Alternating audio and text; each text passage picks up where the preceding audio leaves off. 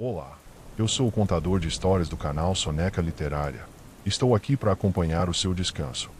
Antes de se entregar ao sono, deixe seu like e inscreva-se no canal e me conte de onde você nos ouve agora e que horas são aí. Respire fundo, acomode-se e relaxe. História 1. Os degraus da bruma. Havia uma escadaria atrás da igreja que ninguém usava mais.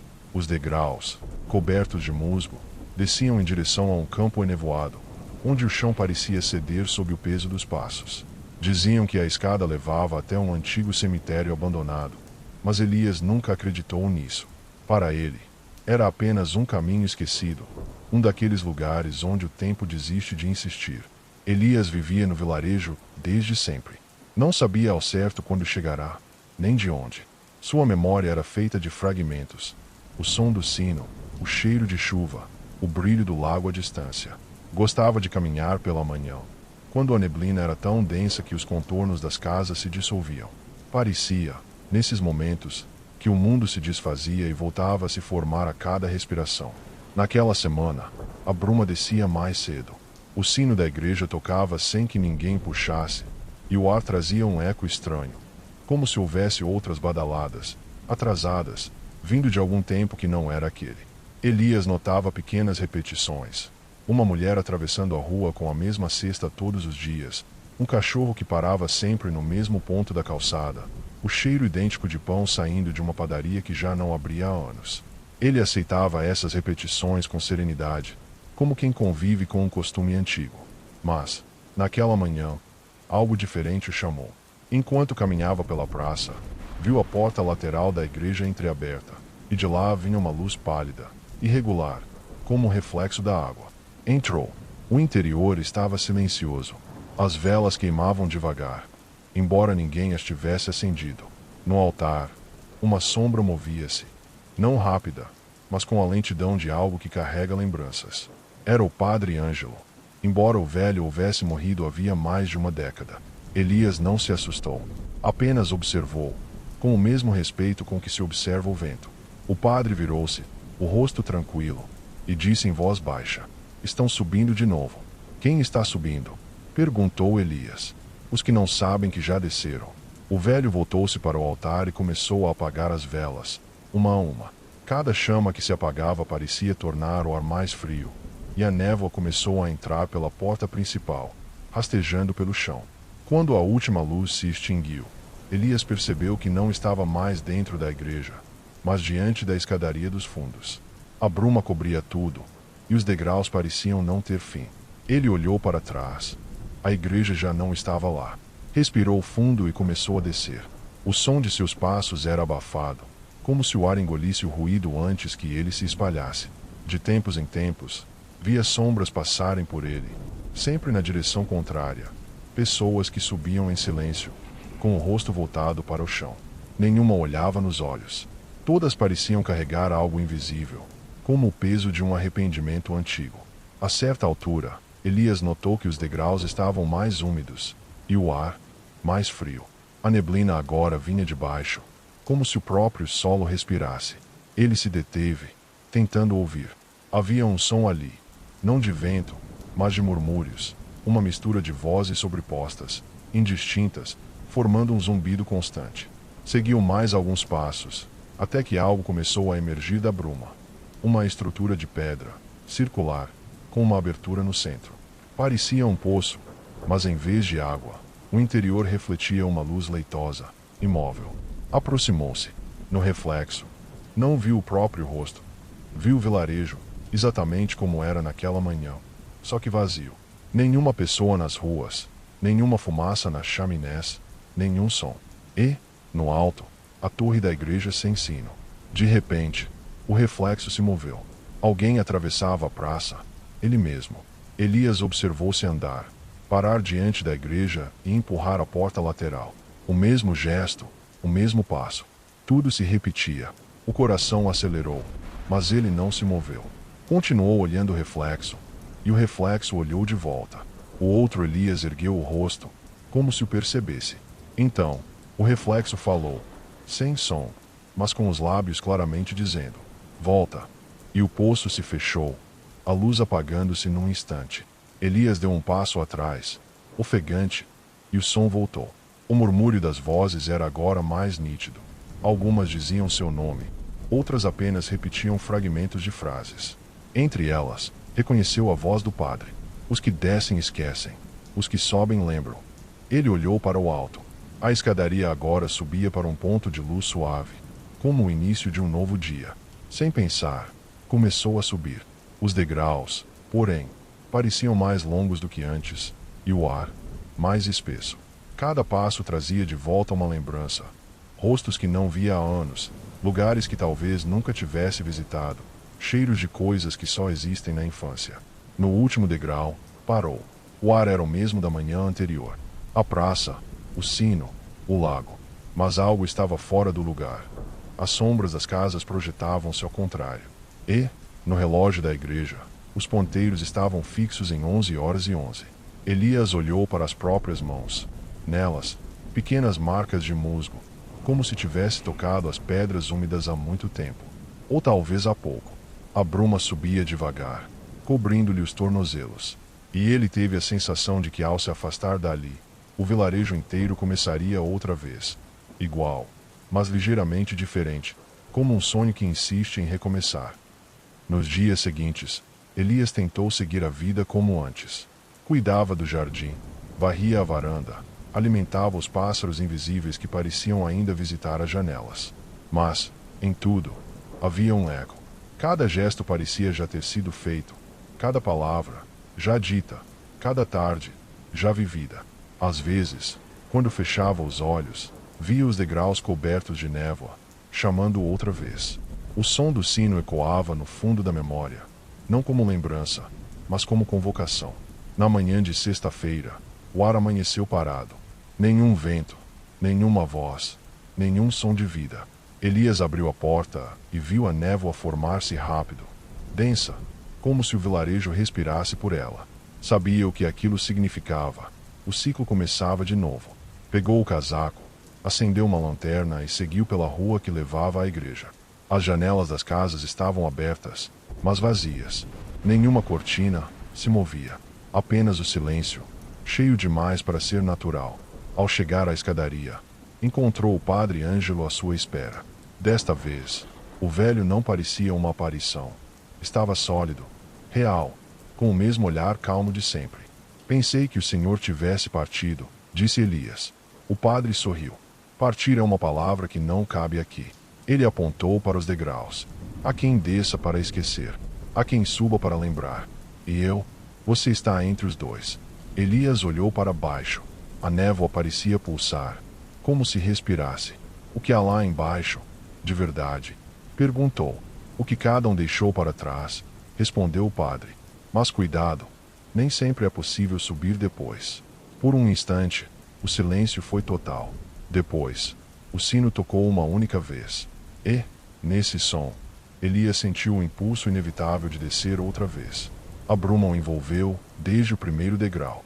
O ar tinha gosto de metal e terra molhada. Os murmúrios começaram antes da metade da escada. Vozes diferentes, algumas distantes, outras próximas demais, dizendo palavras que ele não conseguia compreender. Mas, entre elas, uma se destacou, clara, quase afetuosa. Você sempre volta, Elias. Aquela voz ele conhecia. Era a de Clara, sua esposa, morta há tantos anos que ele já não lembrava o rosto com precisão. O som vinha de baixo, do mesmo ponto onde o poço se escondia sob a névoa. Ele apressou o passo. Os degraus pareciam se multiplicar, e o ar, engrossar. Mas quando finalmente chegou ao último, a bruma se abriu, revelando o campo. O poço estava ali, quieto, com a mesma luz leitosa. Elias aproximou-se. No reflexo, não havia mais o vilarejo vazio. Havia uma casa. Sua casa. E, na varanda, Clara regava as flores, sorrindo. Ele estendeu a mão, tocando a superfície da luz. O reflexo ondulou, como água.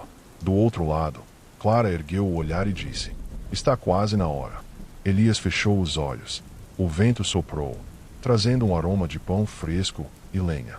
Por um instante, sentiu o calor do sol no rosto, o som de risadas ao longe. Quando abriu os olhos, estava na varanda da casa, exatamente como no reflexo. Clara sorriu, e o tempo pareceu se alinhar. O relógio da parede marcava 11h11. Dormiu muito, disse ela. Amanhã já vai. Ele olhou para as mãos, limpas, sem musgo. O corpo leve, sem dor. Tudo parecia normal. Mas o som do sino, distante, tinha algo diferente, como se viesse de dentro da própria mente. Sentou-se na cadeira e observou o jardim. O vento movia as folhas, o céu era pálido, e a névoa começava a subir lentamente, como uma respiração invertida. Ele percebeu, com doçura, que não importava se era lembrança, sonho ou retorno. Havia paz naquele instante. Mas, ao olhar para o reflexo da janela, viu o outro Elias ainda de pé diante do poço, lá embaixo, imóvel, observando. Ambos respiravam no mesmo ritmo. E, quando o sino soou pela última vez, o reflexo sorriu e disse, sem som: agora você lembra. O mundo pareceu parar por um segundo. Depois, tudo seguiu. O vento, as folhas, o tempo. Mas, desde aquele dia, quem passava perto da escadaria jurava ouvir passos subindo e descendo, devagar, como se alguém estivesse preso entre lembrar e esquecer. E às vezes, quando a névoa ficava muito espessa, era possível ver, por um breve instante, duas figuras caminhando juntas, um homem e uma mulher, serenos, de mãos dadas, descendo os degraus da bruma. História 2. A casa que sussurrava. A casa de pedra no fim da Rua do Cedro sempre pareceu estar ligeiramente fora de lugar. Nem velha o bastante para ser ruína, nem nova o suficiente para inspirar conforto.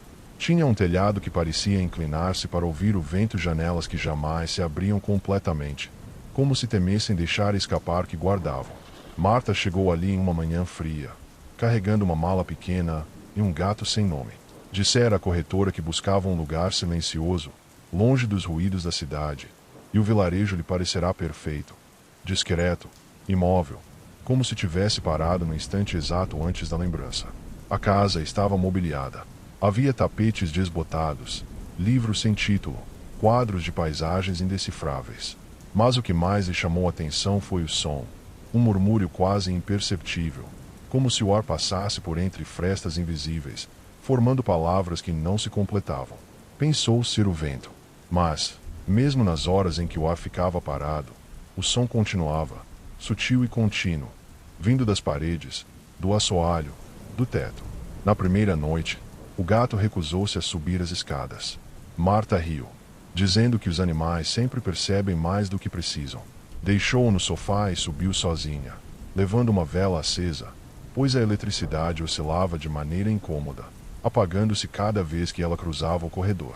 O quarto principal tinha cheiro de madeira antiga e lençóis limpos demais, como se alguém os trocasse recentemente. Marta deitou-se, ouvindo o vento bater na janela, e quase adormeceu. Quando o sussurro voltou, mais claro desta vez, parecia uma voz baixa, arrastando sílabas pelo chão. Não feche. Ela se sentou, o coração calmo, mas desperto. A vela tremulava, projetando sombras que se moviam em ritmo contrário à chama. Esperou alguns segundos, mas nada mais aconteceu.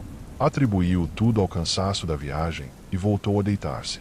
Antes de dormir, no entanto, notou um detalhe. A janela estava aberta. Jurava tê-la fechado.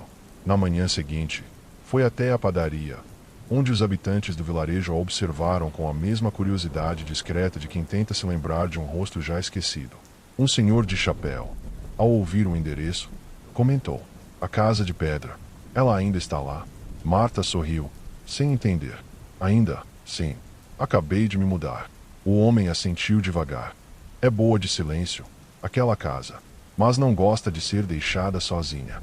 Ela riu, achando graça da superstição. Comprou pão, queijo e voltou pelo caminho coberto de folhas secas. Enquanto andava, notou que o vilarejo inteiro parecia observá-la pelas janelas semiabertas. Não de forma hostil. Antes, como se esperassem algo dela. Ao chegar, encontrou a porta entreaberta.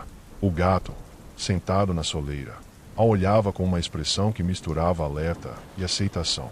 Dentro, o ar estava mais frio. Sobre a mesa da cozinha, alguém havia deixado uma xícara com água, ainda morna. Marta ficou parada por um longo tempo, observando o vapor que subia em espirais lentas. Nenhum sinal de intrusão, nada fora do lugar. Apenas a presença de algo recente, impossível de definir. Decidiu investigar cada cômodo. Nada. Mas quando entrou no quarto do andar de cima, o espelho grande encostado à parede estava embaçado, como se alguém tivesse respirado diante dele. Aproximou-se e, por impulso, passou a mão sobre o vidro. Entre as marcas de condensação, surgiu uma frase escrita com o que parecia ser o próprio vapor. Você voltou. O susto não foi violento, mas profundo. Um reconhecimento, talvez. Como se aquela mensagem não fosse uma ameaça, mas uma lembrança que atravessara o tempo para encontrá-la. Nos dias seguintes, o sussurro tornou-se parte do cotidiano. Marta já não temia. Às vezes, até respondia. Falava enquanto cozinhava, ou ao regar as plantas secas do quintal. A casa parecia escutá-la. As janelas se abriam sozinhas quando ela mencionava o calor. O fogo do fogão acendia com facilidade quando ela dizia estar com frio. Certa tarde, ao folhear um dos livros sem título da estante, encontrou um envelope colado entre as páginas. Dentro, uma carta escrita com letra trêmula. Seja gentil. Ela não esquece. O silêncio é sua forma de lembrar. Nenhuma assinatura. Nenhuma data. Naquela noite, choveu. E, pela primeira vez, Marta ouviu não apenas sussurros, mas palavras inteiras. Vozes múltiplas, vindas das paredes, recitando fragmentos de frases. Abra a janela. Não durma. Lembre-se. O gato se escondeu sob a cama. Marta sentou-se na poltrona e esperou. O som das vozes era quase compassado, como uma canção antiga sendo ensaiada. Quando a chuva cessou, o silêncio voltou a preencher o espaço. Mas, no espelho do corredor, a névoa voltou a se formar. Dessa vez, a frase era outra. Suba até o sótão. Marta não sabia por quê, mas obedeceu. Levou a vela consigo, sentindo o cheiro de madeira molhada e ferrugem. A escada rangeu sob seus pés. O ar ficava mais denso a cada degrau, e o som dos sussurros se concentrava ali em cima, como se a casa inteira respirasse através daquele ponto. No topo, encontrou uma porta trancada. Não havia fechadura, apenas um trinco de ferro gasto. Quando tocou, ouviu um estalo leve, e a porta se abriu sozinha. Do outro lado, havia apenas um quarto pequeno, com um espelho de corpo inteiro encostado à parede. A superfície, coberta de pó, refletia algo diferente. Não o sótão, mas um cômodo iluminado por uma janela inexistente, onde uma mulher de cabelos escuros estava de pé, olhando de volta para ela. A mulher tinha o mesmo rosto de Marta. Por um instante, Marta não se moveu. A mulher no espelho também não. Ambas respiravam no mesmo ritmo, separadas por uma superfície que parecia viva, pulsando sob a luz bruxuleante da vela. O gato miou lá embaixo, distante, como um som vindo de outra casa. E, nesse breve ruído, o reflexo mudou. A mulher sorriu. Um sorriso pequeno, exato, idêntico ao de Marta, mas ligeiramente atrasado, como se o espelho não refletisse o presente, e sim uma memória tentando alcançá-la. Ela se aproximou, tocando o vidro com a ponta dos dedos. O frio do espelho pareceu atravessar a pele, e o murmúrio recomeçou, agora nítido, vindo de todos os lados. Fique. Ela ainda se lembra. O chão rangeu, e um vento suave atravessou o sótão. As velas apagaram-se, exceto a que ela segurava. A chama inclinou-se em direção ao espelho, como atraída por algo que respirava do outro lado. Marta deu um passo atrás, mas o reflexo não a acompanhou. A mulher do espelho ficou parada, imóvel, com o mesmo olhar fixo, como se esperasse uma resposta. Quem é você? Sussurrou Marta. O som de sua voz pareceu duplicar-se, ecoando em duas direções. Do espelho, a mesma pergunta voltou, com o mesmo tom, mas num ritmo levemente diferente. Quem é você? O eco não a assustou. Pelo contrário, havia uma familiaridade quase reconfortante naquela dissonância. Como se a casa, através daquele reflexo, quisesse apenas lembrá-la de algo que ela esquecera. Descendo os degraus, Marta sentiu o ar mudar. Os móveis pareciam reposicionados. A cadeira um pouco mais à direita, o livro sobre a mesa virado para outra página. Tudo igual, mas ligeiramente diferente, como se o espaço tivesse respirado entre um instante e outro. Ela passou a noite acordada, ouvindo os sussurros misturarem-se ao tic-tac de um relógio invisível. Às 3 da manhã, o som cessou. A casa ficou quieta, absolutamente quieta. No dia seguinte, Marta visitou novamente a padaria. O mesmo senhor do chapéu estava lá, recortando o jornal. Está se adaptando? Perguntou ele. Acho que sim, mas a casa fala. Ele levantou o olhar devagar, sem surpresa. É assim que ela lembra. Do quê? De quem a morou antes. E quem morou lá? Insistiu Marta. O homem pensou um pouco. Uma mulher sozinha. Tinha um gato, como você. E o que aconteceu com ela? Ele deu de ombros. Dizem que foi embora. Mas ninguém viu. No caminho de volta, Marta caminhou mais devagar, observando o vilarejo. As janelas semiabertas pareciam agora acompanhá-la, como olhos pacientes. Ao chegar em casa, encontrou o espelho do corredor coberto por um lençol branco. Não lembrava de tê-lo colocado ali. Retirou o pano. Dessa vez, não havia reflexo algum, apenas uma superfície opaca, como se o vidro tivesse esquecido o que devia mostrar. Passou o dedo sobre ele e sentiu que o material era morno, quase vivo. Do fundo, veio um som, não de voz, mas de respiração. À noite, sonhou com uma casa idêntica àquela, mas ligeiramente deslocada. As janelas em outros lugares, os móveis trocados. Nessa casa, ela andava descalça, ouvindo as mesmas vozes, até encontrar um espelho igual ao seu. Dentro dele, outra Marta dormia. E, ao tentar acordá-la, percebeu que era a própria mão que se movia no reflexo, lenta, tentando alcançá-la. Acordou antes do amanhecer, com o gato deitado sobre o peito, o olhar fixo na escada. O sussurro estava de volta, baixíssimo. Não vá ainda. Levantou-se, acendeu uma vela e foi até o sótão. A porta estava novamente trancada, mas o trinco se abriu ao primeiro toque. O espelho estava lá, limpo, reluzente. E a mulher, também, agora, mais próxima. Marta pôde ver detalhes. O contorno dos olhos, a respiração calma, a vela nas mãos. Ela percebeu que o reflexo mostrava não apenas o sótão, mas o mesmo instante. 2 velas acesas, 2 corpos imóveis, 2 casas separadas por um vidro. E, quando levantou a mão, a outra fez o mesmo. Por um segundo, as chamas se tocaram, e o mundo pareceu suspenso. O som do vento cessou, o relógio parou, e a casa respirou fundo, como alguém que finalmente se reconhece. O reflexo sorriu, e Marta ouviu, dentro da própria mente, uma voz tranquila, sem medo, sem pressa. Agora você lembra. A vela apagou-se. O silêncio voltou a ocupar cada cômodo, pesado e doce. O gato desceu as escadas, encontrou a porta aberta e saiu para o quintal. De lá, olhou para a janela do sótão. Por um instante, 2 silhuetas estavam lá, lado a lado. Na manhã seguinte, o carteiro passou e notou que a casa parecia mais viva. Havia cheiro de pão fresco, lençóis estendidos, uma janela aberta. Mas ninguém atendeu quando ele bateu a porta. E ao cair da tarde, quem passava pela Rua dos Cedros dizia ouvir um sussurro vindo das paredes de pedra. Bem-vinda de volta. História 3. O espelho do quarto 3. O hotel de Valença ficava à beira da estrada, meio escondido por árvores antigas que pareciam crescer de propósito para ocultar a fachada. Era pequeno, de arquitetura indecisa, nem colonial, nem moderna, e tinha aquele tipo de silêncio que parece esperar algo acontecer. Jonas chegou numa tarde úmida, com a roupa colada ao corpo pela garoa.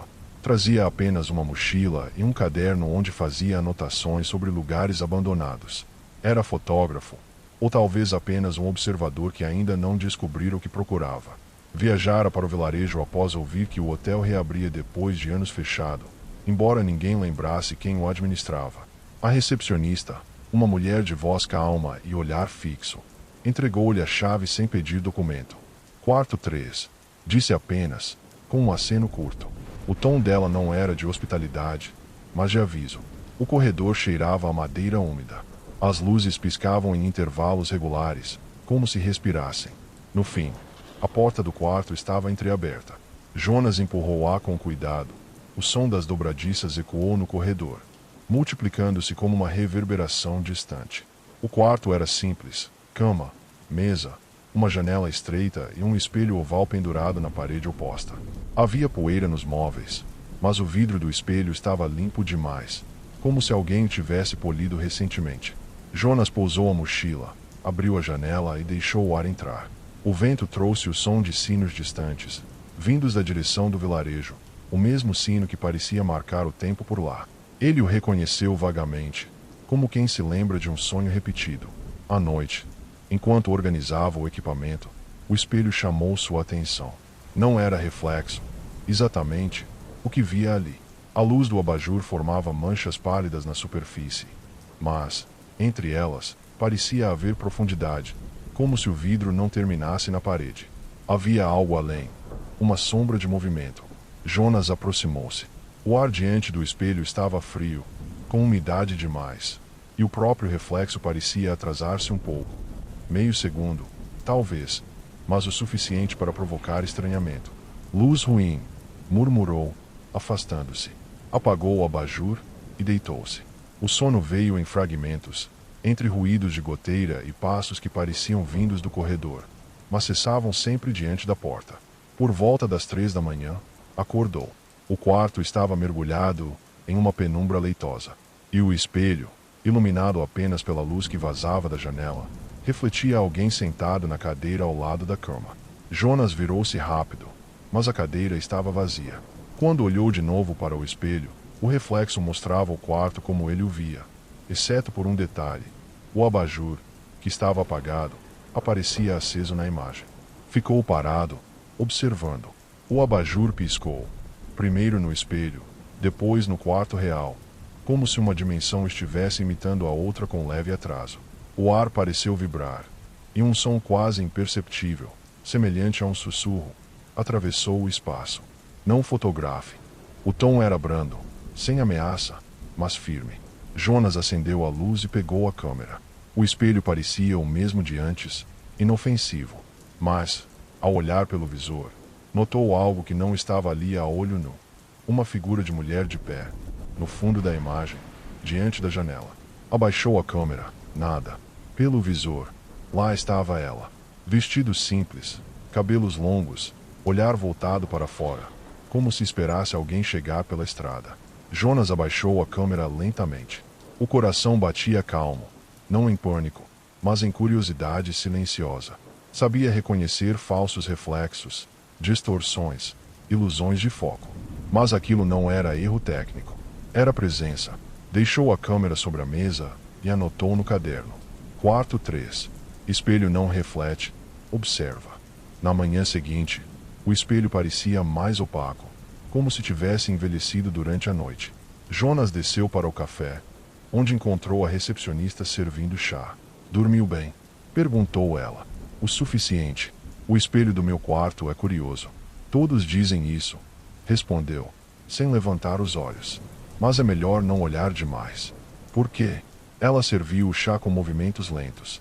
Porque o espelho mostra o que ainda não aconteceu. Jonas sorriu, pensando ser lenda local. Mas algo na voz dela, uma calma antiga, sem ironia, o fez hesitar. Passou o dia fotografando o vilarejo, captando detalhes, janelas com cortinas paradas, ruas vazias, a torre do sino coberta de musgo. Às vezes, tinha a impressão de ver as mesmas pessoas passando mais de uma vez, repetindo gestos idênticos, como se o lugar estivesse encenando a própria rotina. Ao voltar ao hotel, encontrou a porta do quarto aberta. Tudo parecia intacto, exceto pelo espelho, que agora refletia o vilarejo visto da janela, mesmo estando virado para a parede oposta. Jonas aproximou-se. Dentro do espelho, o céu estava mais claro, e uma sombra humana caminhava na direção da estrada, o mesmo caminho por onde ele chegará. A figura parou, olhou para o ponto onde Jonas estava, e levantou a mão, num gesto de saudação.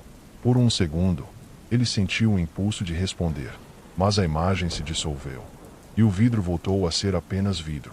Naquela noite, anotou no caderno: o espelho sabe a ordem dos dias, mostra o amanhã como se fosse lembrança.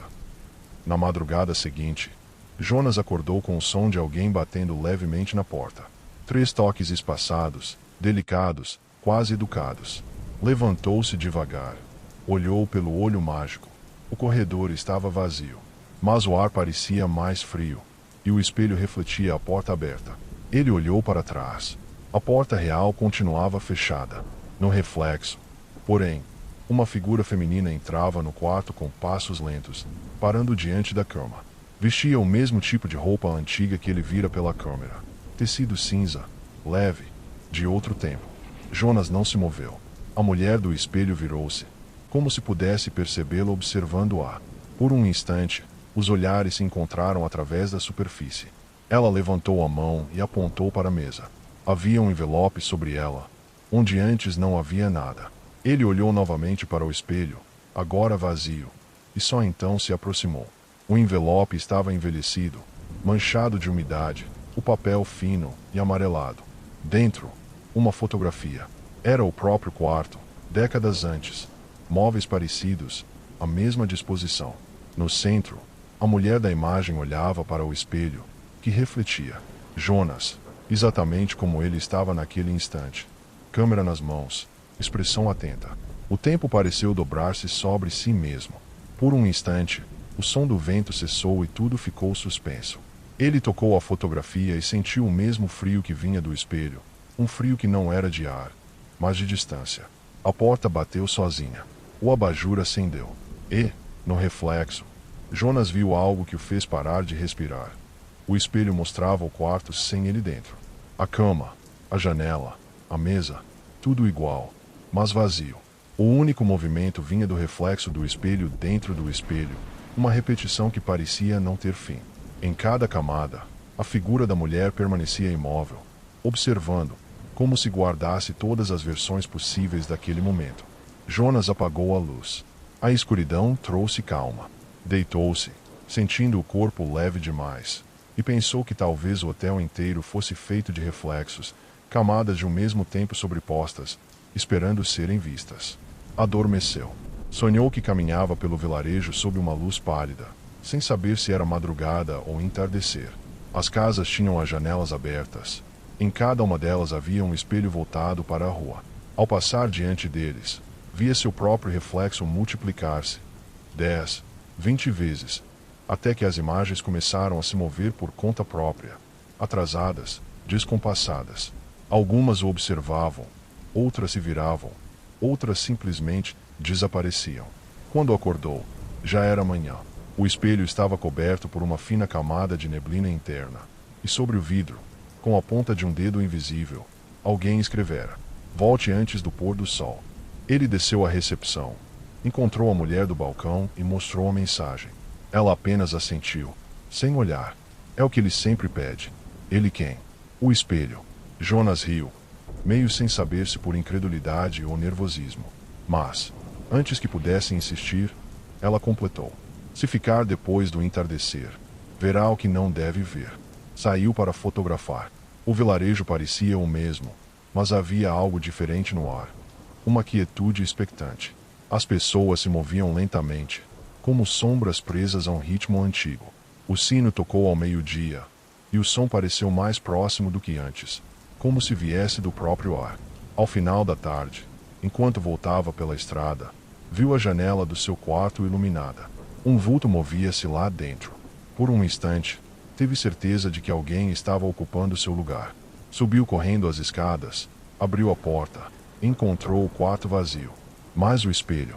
No espelho, a cena era diferente. Ele mesmo, ainda parado do lado de fora, observando a janela. O reflexo mostrava o instante anterior, preso como uma lembrança que não se apaga. Ele encostou a mão no vidro, e o frio o puxou. Não houve resistência, nem choque. Apenas uma transição suave, como atravessar uma bruma densa. Do outro lado, o quarto parecia o mesmo, mas o espelho agora refletia o mundo real. Jonas viu, com estranha tranquilidade, o corpo dele do outro lado do vidro, parado, imóvel, diante da superfície. A mulher apareceu à sua esquerda, serena, os olhos calmos como os de quem já se acostumou à espera. "Não é prisão", disse ela, com voz baixa. "É lembrança." "De quê?" Ela sorriu. "De quem ainda olha." O espelho brilhou, e o quarto se apagou lentamente, como uma fotografia exposta demais. Do lado de fora, no hotel, A recepcionista apagou as luzes e trancou a porta do quarto 3. Alguns dias depois, um novo hóspede chegou. Recebeu a mesma chave, ouviu as mesmas instruções.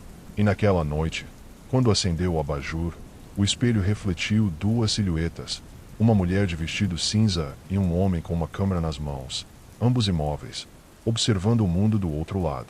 E se alguém escutasse com atenção suficiente, juraria ouvir, misturado ao som da respiração do hotel, um sussurro distante, paciente, repetido sempre no mesmo tom. Não fotografe. História 4. A rua que voltava. Ninguém sabia ao certo quando a rua começou a mudar de direção. Durante o dia, parecia a mesma, uma sequência tranquila de casas, árvores antigas e portões enferrujados. Mas à noite, quem caminhava por ela sentia uma estranha impressão. O caminho, de algum modo, se alongava.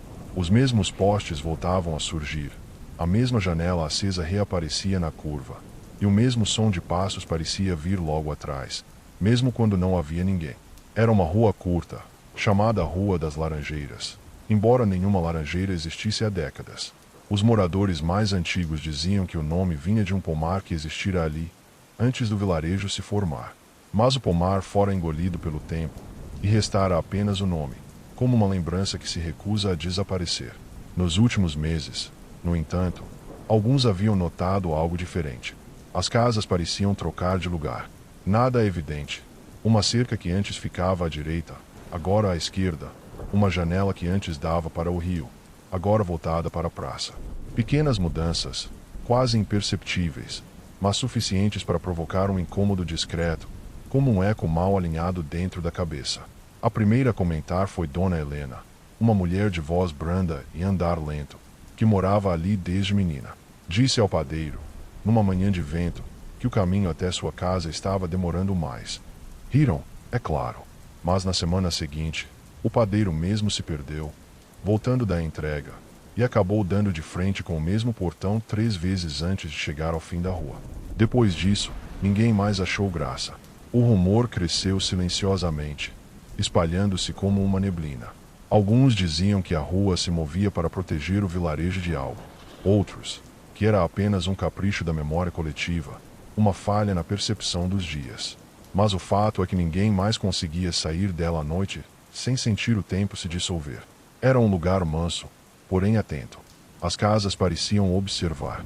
As janelas refletiam o céu em tons mais pálidos, e o som dos passos vinha com um leve atraso, como se o chão esperasse um instante antes de responder. Certa tarde, um forasteiro chegou.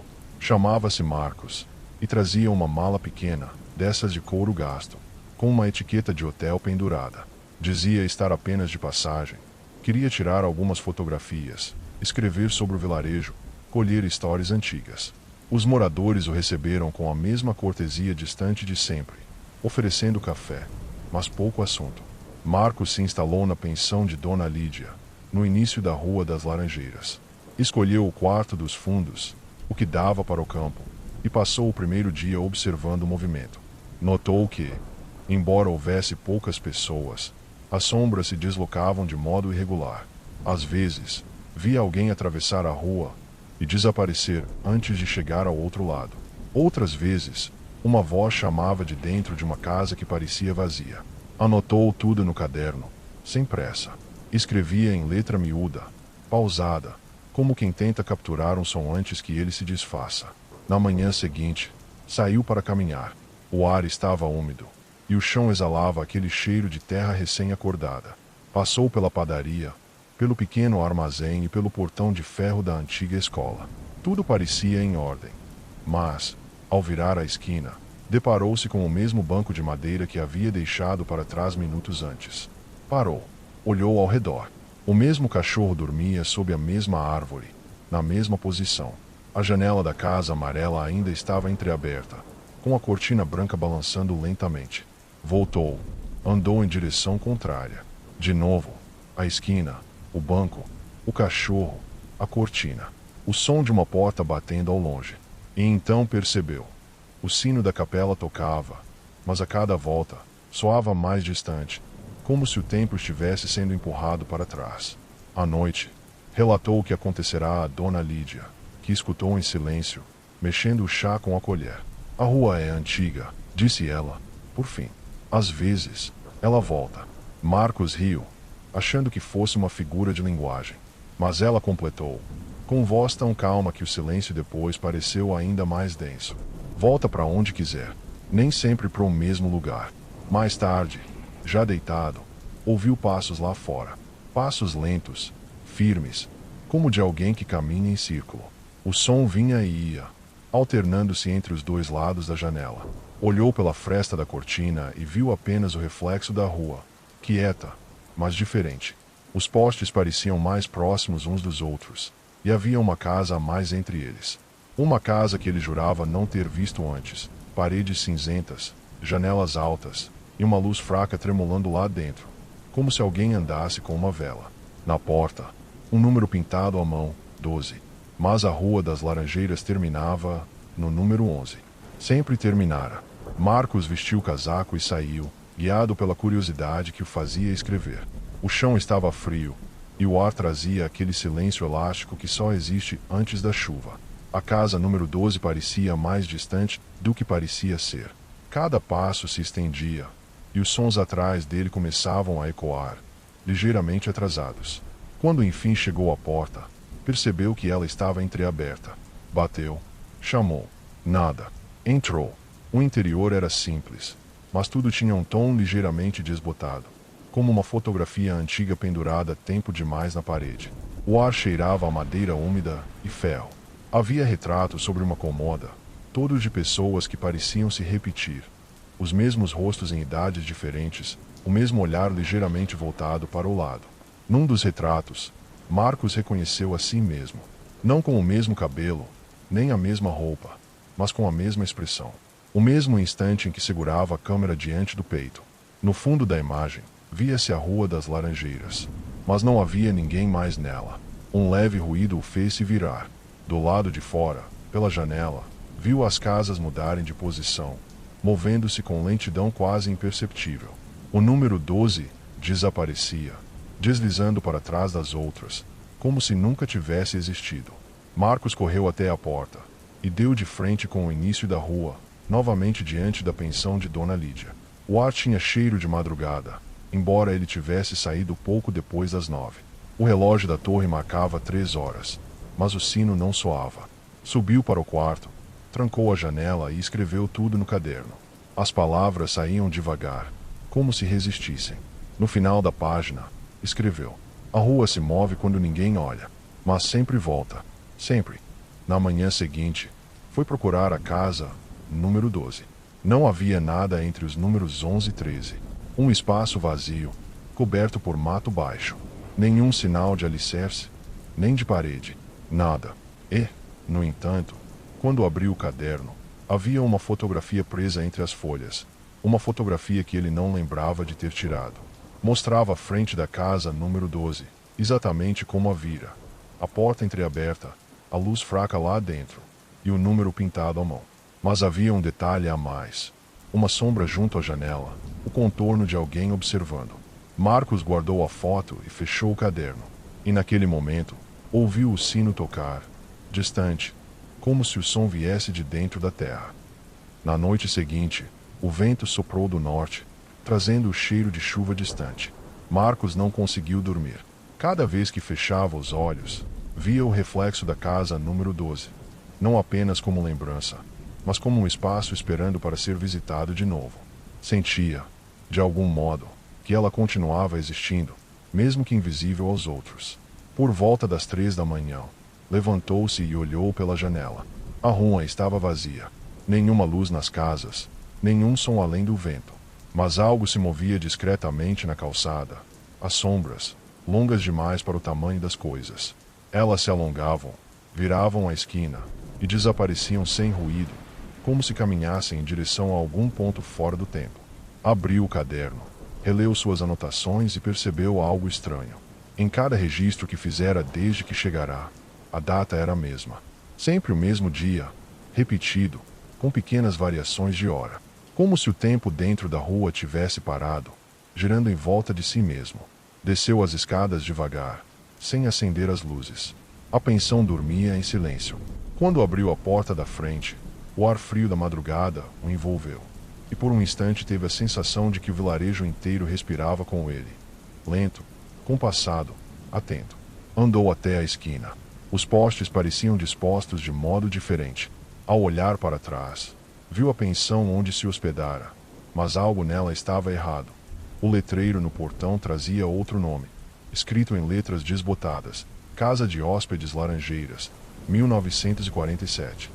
O metal parecia antigo, gasto, e o chão à sua volta estava coberto por folhas secas, como se o outono tivesse chegado de repente. Deu mais alguns passos. Ao virar, lá estava de novo, a casa número 12. A luz tremulava dentro dela, a mesma chama pálida que vira antes. Mas agora, em vez do número pintado à mão, havia uma placa metálica, escura, sem inscrição. O silêncio ao redor parecia mais denso, como se o ar tivesse espessura. Marcos respirou fundo, tocou a maçaneta e entrou. O interior estava idêntico. As mesmas fotografias, o mesmo cheiro de ferro e madeira. Mas, no centro da sala, havia uma mesa coberta por folhas soltas. Sobre elas, o mesmo caderno que ele deixará no quarto da pensão, aberto na página onde escrevera: A rua se move quando ninguém olha. O coração batia devagar, em compasso com um som quase inaudível que vinha do chão, um som que lembrava a respiração. Olhou para o espelho no canto da parede e viu o reflexo da rua, mas não como ela era. As casas estavam mais próximas, amontoadas, como se o espaço entre elas tivesse se encolhido. E na penumbra, podia ver pessoas andando, repetindo os mesmos gestos, as mesmas conversas, como ecos de dias passados. A cada vez que piscava, o reflexo mudava um pouco, aproximando-se. Até que, por fim, viu a si mesmo na rua, caminhando lentamente, com o caderno nas mãos. O reflexo piscou, e quando abriu os olhos, já não estava dentro da casa. Estava na rua, novamente diante da pensão. O sol nascia, e Dona Lídia varria a calçada, como se nada tivesse acontecido. Ele a chamou, mas ela apenas olhou com leve surpresa, como quem vê alguém que voltou depois de muito tempo. Pensei que tivesse ido embora, disse, tranquila. Foi, sim. Há muitos anos. Marcos não respondeu. Olhou ao redor. As casas pareciam novas, pintadas, vivas. O ar estava diferente, o som mais cheio, como num vilarejo recém-acordado. Mas, ao olhar para o final da rua, percebeu que não havia saída, apenas uma curva suave, levando de volta ao início. Passou o dia andando, observando, fotografando. Cada volta o trazia de novo ao mesmo ponto. As pessoas sorriam, acenavam, cumprimentavam como se o conhecessem há muito tempo. E, quando a noite chegou, as luzes acenderam-se todas de uma vez, em perfeita sincronia, como se a rua o recebesse. Na janela do quarto, ele deixou a câmera ligada. Gravou durante horas. Ao amanhecer, reviu as imagens, a rua vazia, o vento, a sombra se movendo. E então, num dos quadros, algo quase imperceptível. Um homem saindo da casa número 12, andando em direção à pensão, com uma mala pequena e um caderno nas mãos. O mesmo gesto, a mesma roupa. Avançou o vídeo. O homem subia as escadas, abria a porta do quarto e olhava para a câmera. O rosto dele, o seu próprio rosto. O vídeo terminou com a imagem congelada de uma rua imóvel, perfeitamente silenciosa. Por trás do som ambiente, havia um ruído constante, um leve batimento, como o de um coração distante. Marcos fechou a câmera, deitou-se e adormeceu sem medo. Sonhou com o pomar de laranjeiras que dera nome à rua, árvores antigas, o ar doce, a luz filtrada pelas folhas. E alguém lhe dizendo, em voz serena, quase um sussurro: toda rua tem seu caminho de volta. Às vezes, é só o coração que demora a perceber. Na manhã seguinte, ninguém viu Marcos sair. O quarto estava arrumado, o caderno sobre a mesa, e uma única fotografia sobre o travesseiro. A Rua das Laranjeiras, em perfeita calma, sem ninguém à vista, mas com 12 casas, perfeitamente alinhadas. História 5. O coração do vilarejo. O vilarejo parecia dormir, mas, como sempre, não era um sono qualquer. Era uma quietude consciente, respirando com lentidão, espalhando-se pelas ruas, pelas casas, pelos quintais. Até o vento parecia hesitar antes de atravessar as frestas das portas e janelas. Dona Helena, a mais antiga moradora, sentou-se na varanda de sua casa de madeira. O sol da manhã iluminava a poeira suspensa no ar, fazendo-a parecer ouro líquido. Ela observava a Rua das Laranjeiras, agora alinhada e calma, com suas 12 casas imóveis. O tempo, pensou, não passa aqui. Ele apenas se dobra, se repete e se lembra de quem passou. Na praça, as crianças corriam em círculos, embora ninguém soubesse se eram crianças do presente ou do passado. O sino da capela tocava em compasso irregular, mas ninguém se apressava para atender.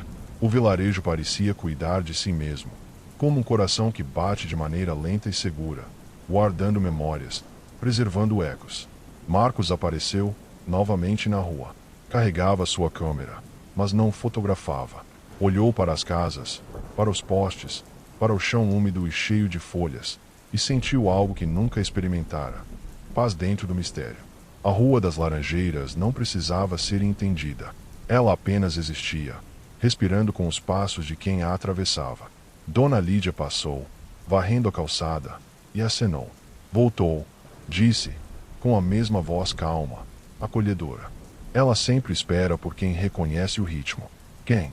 Perguntou ele. Ela apenas sorriu e continuou a varrer.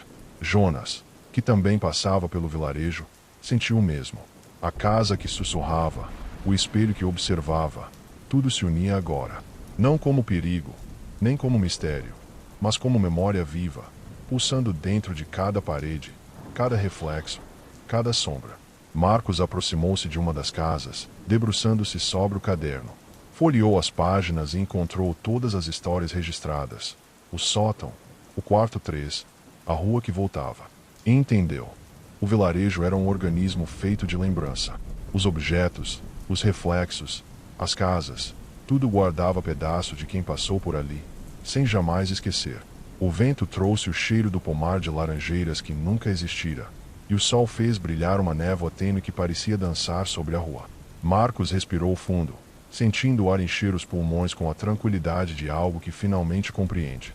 As casas pareciam suspirar, os telhados inclinarem-se levemente como se cumprimentassem os viajantes. O vilarejo não falava com palavras, mas com ritmos, o ranger do assoalho, o bater das portas, o eco dos passos, o sussurro de objetos esquecidos. Cada som era uma memória viva, cada sombra era um registro, cada janela aberta um convite a perceber. Dona Helena levantou-se lentamente, apoiando-se no corrimão da varanda. O olhar dela atravessava o espaço, observando o vilarejo e quem nele caminhava. Ela sorriu, silenciosa. O tempo, para ela, não tinha pressa. O vilarejo guardava tudo e todos, sem julgamento, sem apelo. Apenas preservava. O sol começou a descer, pintando as casas de tons dourados e laranjas. O sino tocou novamente. Dessa vez, ninguém correu para atender. O som percorreu cada rua, cada telhado, cada árvore, ecoando como o próprio coração do vilarejo. Marcos, Jonas, Dona Helena, Dona Lídia, todos pararam por um instante, ouvindo. O tempo parecia inclinar-se, e o vilarejo respirava junto com eles. O mistério, o sussurro, o eco das casas vazias, tudo fazia sentido, mesmo sem explicação. A noite caiu devagar, mas não trouxe medo. Trouxe calma, contemplação e a sensação de que o vilarejo, silencioso, ainda guardaria todas as histórias. As casas respiravam, as sombras se moviam devagar, o vento murmurava, e tudo permanecia, esperando por quem chegasse para perceber, ouvir e lembrar. E por fim, no silêncio absoluto, restou apenas o som do coração do vilarejo, batendo suave, constante, eterno.